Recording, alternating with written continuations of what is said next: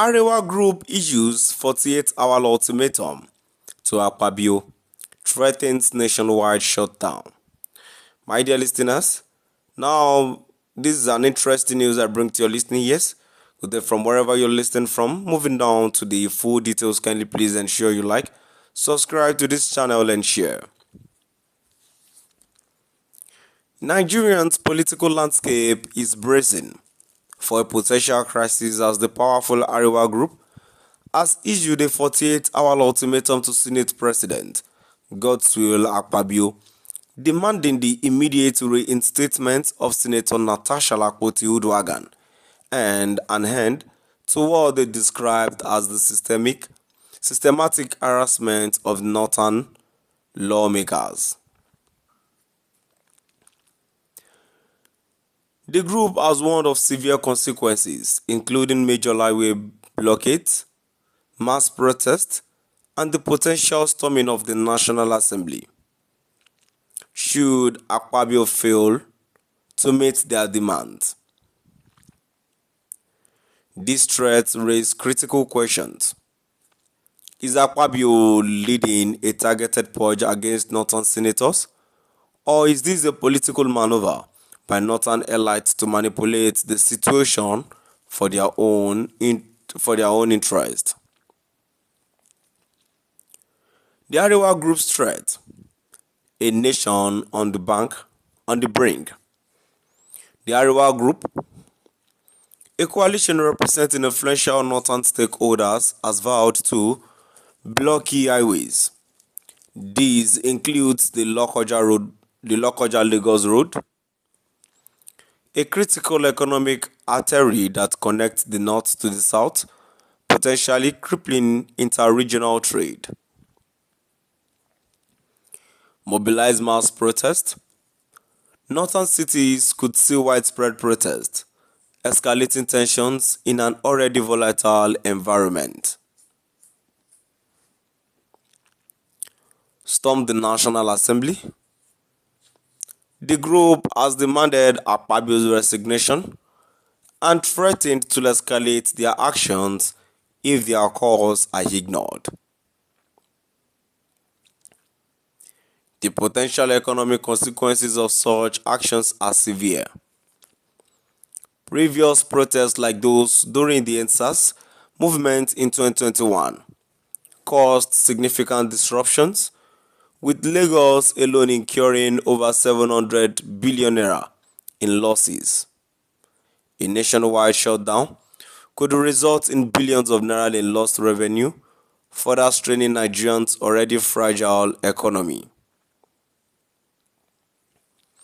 Nigerian security forces are already stretched thin, combating insurgencies and banditry in the north, and dealing with the activities of groups like IPOB in the south. A large-scale national protest and subsequent shutdown could further destabilize the country, weakening security efforts and potentially opening the door for greater unrest. The allegations against Akpabio, targeted attack on northern senators. The Arewa Group's claims are built on a series of controversial suspensions involving northern senators.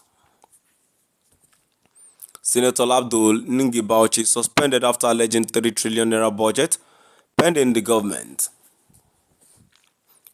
Senator Ali Ndume Bonu marginalized following a clash with Akpabio over Senate procedures.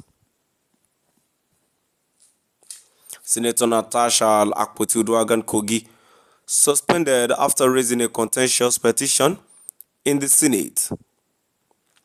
All 3 senators hail from the north, leading the Arewa Group to argue that Akpabio's actions represent a coordinated attack on northern voices in the Senate. They claim that these suspensions are not just disciplinary measures, but part of a broader, calculated political purge. On the other hand, Akpabio's supporters maintain that the suspensions are not motivated by regional bias, but the need to maintain order and discipline within the Senate. They argue that any senator disrupting Any senators disrupting?